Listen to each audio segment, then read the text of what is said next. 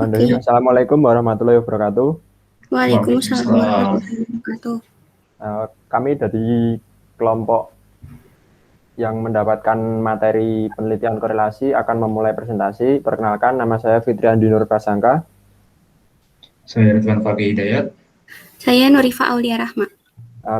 Langsung saja kita mulai presentasi pada kesempatan kali ini. Untuk yang pertama, monggo next Mas. Nah, untuk materi yang akan kita bahas adalah yang pertama pengertian korelasi, yang kedua adalah macam-macam penelitian korelasi, yang ketiga adalah ciri penelitian korelasi, dan yang keempat adalah langkah penulisan penelitian korelasi. Kita masuk untuk materi yang pertama, yaitu pengertian penelitian korelasi. Nah, definisi dari penelitian korelasi adalah jenis penelitian non-eksperimental di mana peneliti mengukur dua variabel dan menilai hubungan statistik, yaitu korelasi, di antara kedua variabel tersebut dengan sedikit atau tidak ada upaya untuk mengendalikan variabel asing atau variabel ekstraneus.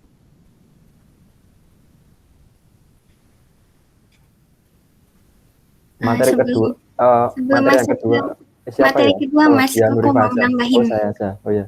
Mungkin di pengertian tadi, mungkin back Mas ke slide yang sebelumnya.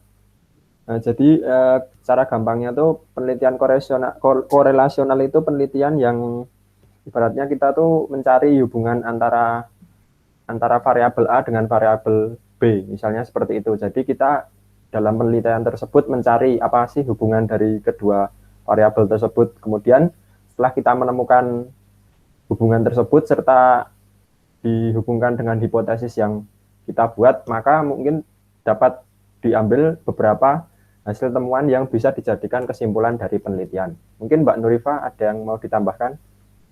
Mau menambahkan ini berdasarkan pemaparan dari Guy dalam bukunya Sukardi. Penelitian korelasi itu juga salah satu bagian dari penelitian ex facto, di mana peneliti biasanya tidak melakukan manipulasi keadaan variabel yang akan diteliti itu. Jadi, peneliti langsung mencari keberadaan hubungan dan tingkat hubungan yang terjadi dari variabel-variabel yang akan diteliti tersebut. Kurang lebih gitu, Mas Koko dan Mas Ridwan. Oke, bisa next ke slide selanjutnya, ke materi kedua. Nah, materi yang kedua adalah macam-macam penelitian korelasional. Nah, yang pertama adalah studi hubungan, yang kedua adalah studi prediksi, dan yang ketiga adalah korelasi multivariat. Nah, apa sih studi hubungan itu? Nah, studi hubungan atau korelasi sederhana digunakan untuk mengidentifikasi hubungan antara hasil pengukuran terhadap dua variabel yang berbeda dalam waktu yang bersamaan. Nah, misalkan seperti hasil belajar akademik, konsep diri dan motivasi. Pada dasarnya, penelitian hubungan ini memiliki konsep mengumpulkan skor dua variabel dari kelompok subjek yang sama dan kemudian menghitung koefisien korelasinya. Mungkin Mas Koko bisa menambahkan. Kalau menurut saya sih sudah cukup sih Mas, penjelasannya sudah cukup panjang, sudah cukup jelas juga. Mungkin Mbak Nurifa? Kalau dari Nurifa juga udah cukup jelas sih, karena di sini udah ada contohnya ya yang dari hasil belajar akademik, konsep diri dan motivasi. Jadi itu tuh bisa diukur gitu nanti, terus bisa diolah datanya. Kurang lebih gitu sih. Oke. Nah, kita lanjut ke yang kedua adalah studi prediksi. Nah, menurut Bordengal tahun 1989, penelitian korelasi jenis ini memusatkan pada pengukuran satu variabel atau lebih yang dapat digunakan untuk memperkirakan atau memprediksi kejadian di masa yang akan datang atau variabel lain. Studi prediksi digunakan guna memudahkan pengambilan suatu kesimpulan mengenai individu atau membantu dalam pemilihan individu. Studi prediksi juga digunakan untuk menguji hipotesis teoritis tentang variabel yang menjadi prediktor pada suatu kriteria dan untuk menentukan validitas prediktif dari instrumen pengukuran individual. Sedikit informasi, kalau studi prediksi itu biasanya itu ibaratnya tuh sering ya, mungkin sering ada kalau semisal di bidang kesehatan. Jadi kayak misal udah ada teori nih tentang penyakit A, kita kita meneliti kemudian mengamati apa sih penyakit A itu, kemudian kita cari seluk-beluknya dan kemudian mungkin bisa memperkirakan dalam jangka waktu beberapa tahun ke depan tuh apakah penyakit A itu dapat mungkin bisa katakanlah bisa berubah menjadi lebih ganas ataupun malah tidak menjadi lebih ganas. Jadi ibaratnya kita bisa memprediksi dari sifat benda yang kita teliti itu, entah berubah menjadi lebih positif atau berubah justru menjadi negatif. Mungkin kalau di sini menurut Soekijo 2010 dalam melakukan uji statistik biasanya menggunakan analisis regresi. Sebagaimana dengan teknik korelasi, maka dalam prediksi penafsiran analisis statistika didasarkan pada koefisien yang diperoleh untuk melihat apakah ada munculnya suatu gejala atau ada hubungannya dengan gejala lain dan sampai seberapa besar derajat hubungan tersebut. Jadi ya mungkin studi prediksi ini bisa dibilang untuk itu tadi, untuk mengetahui mungkin seberapa besar derajat hubungan antara objek yang kita teliti tadi. Mungkin Mbak Nurifa ada tambahan? Nah, ini mungkin mau ngasih tambahan contoh satu lagi. Ini tuh biasa kita temuin dalam kehidupan sehari-hari. Nah, misalnya dalam sebuah universitas akan melakukan sebuah penerimaan mahasiswa baru. Nah, kan biar diterima di universitas tersebut pasti ada skor minimal yang telah ditetapkan dari si universitasnya. Jadi kemungkinan besar mahasiswa berhasil dalam studinya. Nah, ini tuh menjelaskan bahwa prediksi hubungan antara skor ujian masuk dengan tingkat keberhasilan mahasiswa dalam studinya. Kurang lebih gitu sih, Mas. Oke, bisa kita lanjut ya? Iya, dilanjut aja. Nah, yang ketiga adalah korelasi multivariat. Korelasi ini adalah teknik untuk mengukur tingkat hubungan antara kombinasi dari 3 variabel atau lebih. Nah, ini kan 3, yang tadi kan ada 2, yang ada yang 1. Jadi yang pertama adalah regresi ganda atau multiple regression. Teknik ini digunakan guna memperkirakan suatu fenomena yang kompleks agar lebih akurat hasilnya dengan menggunakan kombinasi 2 atau lebih variabel prediktor. Maka semakin banyak informasi dan data yang diperoleh, maka semakin akurat pula prediksi yang telah dibuat. Nah, jadi apabila kita menggunakan variabel yang lebih banyak, nah dia hasilnya kan semakin akurat dan lebih presisi. Nah, mungkin Mas Koko bisa menambahkan. Mungkin sebelumnya, jadi ini tuh hampir-hampir sama dengan analisis multivariabel ya, di mana ada 2 atau lebih variabel yang diteliti. Kalau menilik dari pengertian analisis multivariabel adalah yaitu analisis yang melibatkan lebih dari 1 variabel bebas. Dalam pengertian tersebut, kita tidak perlu mengetahui apakah di antara beberapa variabel tersebut, baik yang bebas ataupun terikat, terdapat keterkaitan atau korelasi satu sama lain. Jadi perbedaannya di situ. Kalau dihubungkan dengan ini tadi yang korelasi multivariat, jadi korelasi multivariat itu meneliti atau menganalisis 2 atau lebih variabel yang benar-benar memiliki hubungan. Jadi berbeda dengan analisis multivariabel. Mungkin yang multivariabel itu antar variabelnya tidak ada hubungan. Tapi kalau sudah masuk ke tahap multivariat ini, antar variabel itu harus ada hubungannya. Ya, namanya juga dinamakan dengan korelasi multivariat, jadi harus ada korelasi antar variabel tersebut. Mungkin Mbak Nurifa ada tambahan? Mungkin nggak ada sih, Mas, karena penjelasan dari Mas Ridwan sama Mas Kokonya udah cukup jelas. Jadi kita lanjut aja. Oke.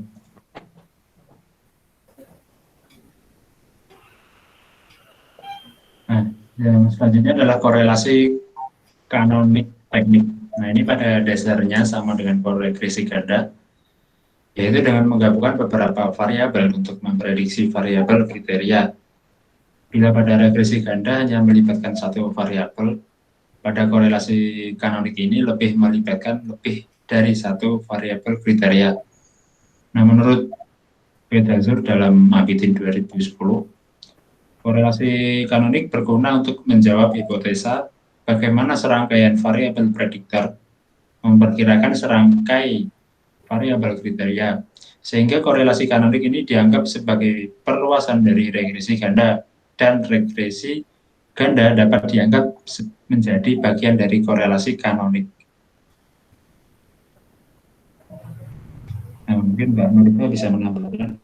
Oh iya, berarti kalau di korelasi kanonik ini lebih ke variabelnya tuh, variabel yang akan ditelitinya tuh lebih banyak gitu untuk menghasilkan hasil penelitian yang akurat gitu. Jadi kayak misalnya, bentar saya cari contohnya.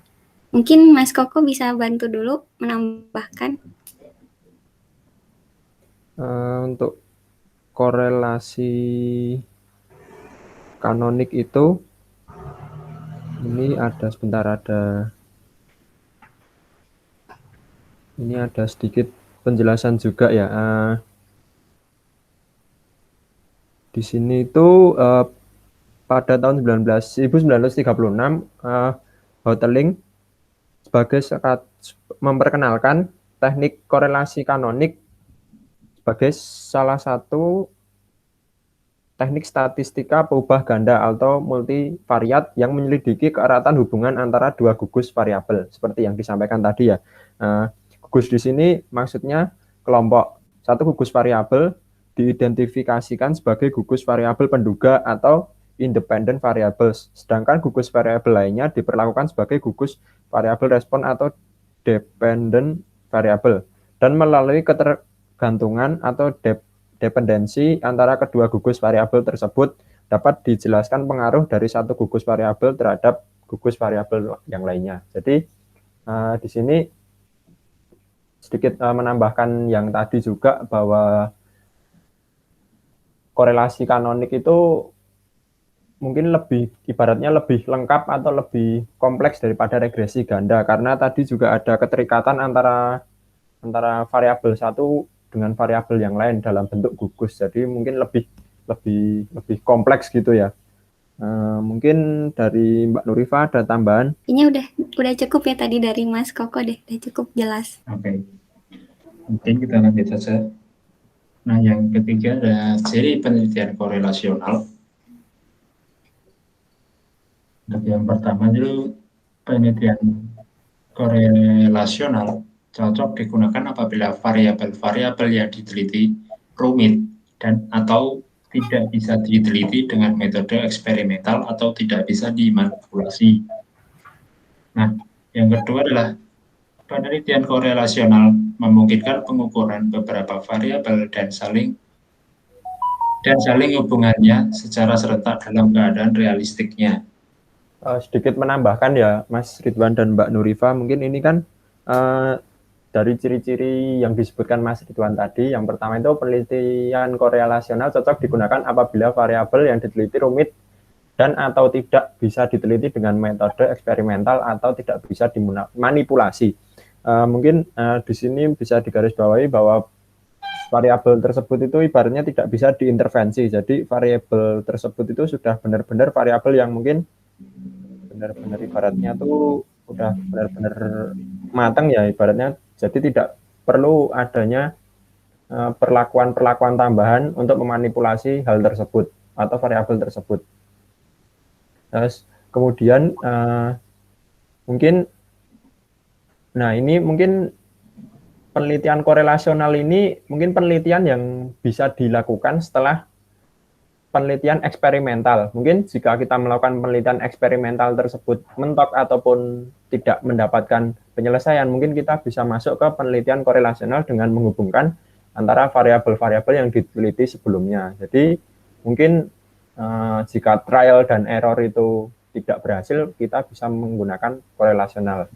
Kemudian yang kedua itu penelitian korelasional memungkinkan pengukuran beberapa variabel dan saling hubungannya secara serentak dalam keadaan realistiknya. Nah ini kan sebenarnya tuh nomor 2 itu juga hampir sama dengan nomor 1, yang digarisbawahi itu keadaan realistik. Jadi variabel itu dan hubungannya itu dalam keadaan yang sebenar-benarnya, sesuai dengan keadaan yang real terjadi di lapangan. Menurut saya sih seperti itu. Mungkin menurut Mbak Nurifa atau Mas Ridwan ada tambahan lagi? Sepertinya udah cukup jelas sih Mas. Kita bahas ciri-ciri yang berikutnya aja.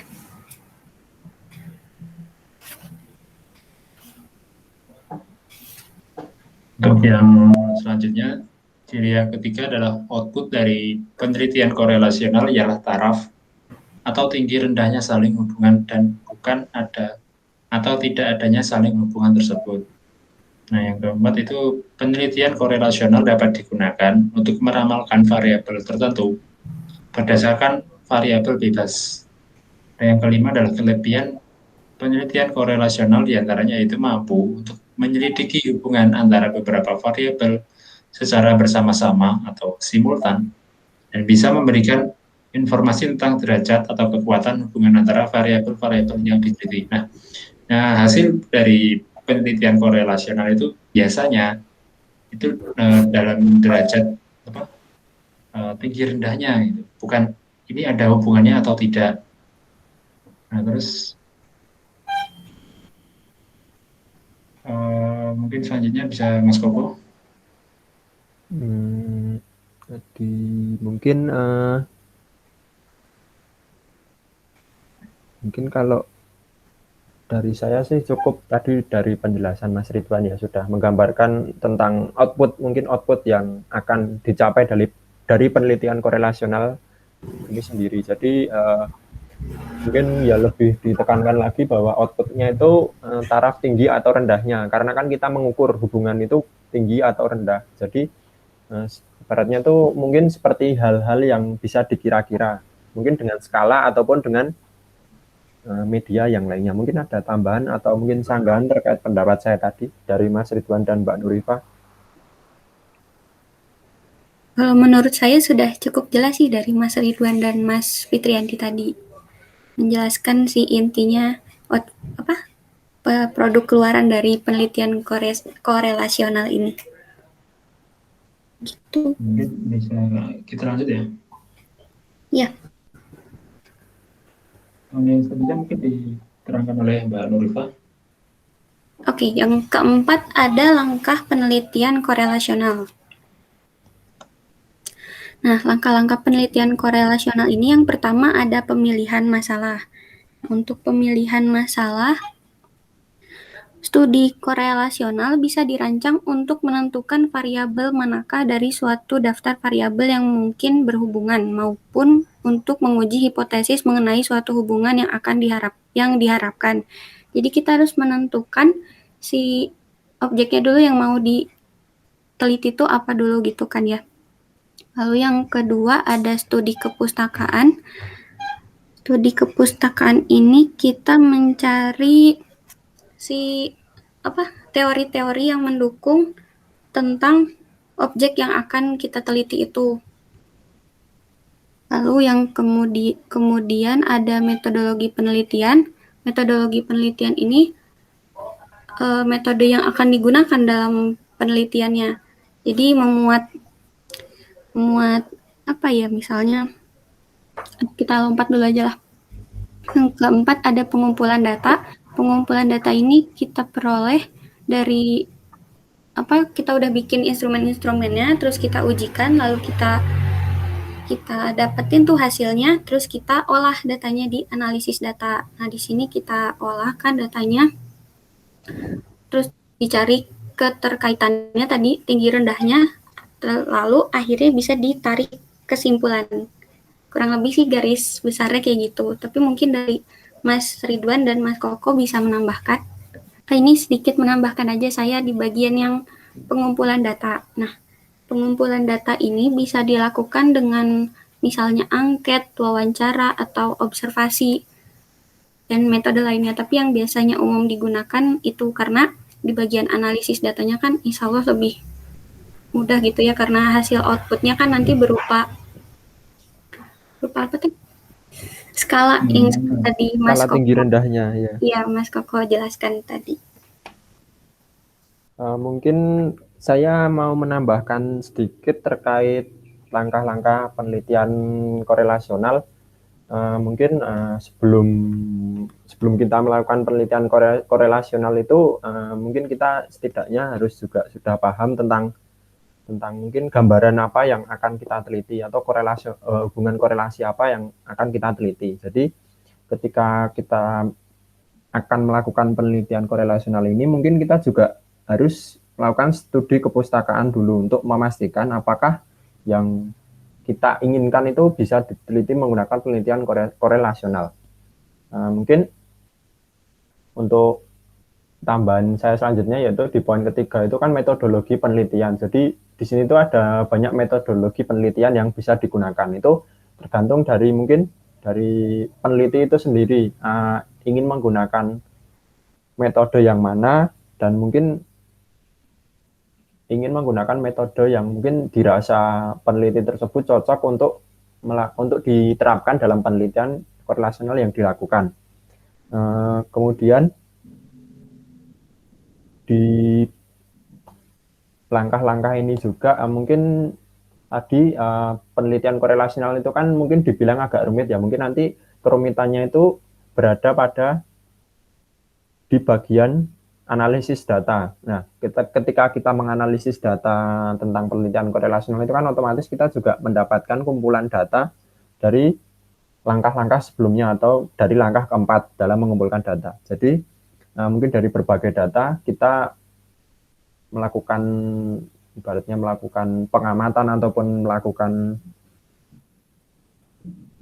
ibaratnya seperti kita melihat data yang kita dapat itu apakah bisa menunjukkan korelasi antara dua hal itu tinggi atau rendah. Jadi mungkin lebih krusialnya pada langkah-langkah ini itu di nomor 5. Mungkin serta juga tidak kalah pentingnya juga yaitu simpulan. Simpulan di sini harus benar-benar jelas, yaitu jelas dalam artian menunjukkan bahwa ini loh hasilnya dari hubungan dari dua variabel itu hubungannya seberapa besar, kemudian dijelaskan hubungannya itu seperti apa secara singkat. Jadi dengan kata lain simpulan itu dapat menjawab dari permasalahan-permasalahan yang ada sebelumnya. Menurut saya sih seperti itu. Mungkin dari Mas Ridwan atau Mbak Nurifa mau menambahkan lagi. Mungkin kalau tidak ada tambahan, bisa dicukupkan sekian. Terima kasih atas partisipasi Mas Ridwan dan Mbak Nurifa dalam presentasi kali ini. Mohon maaf apabila ada salah kata maupun salah ucap. Terima kasih. Wabillahi taufiq wal hidayah. Wassalamualaikum warahmatullahi wabarakatuh. Waalaikumsalam warahmatullahi wabarakatuh. Terima kasih Mas Koko, Mas Ridwan.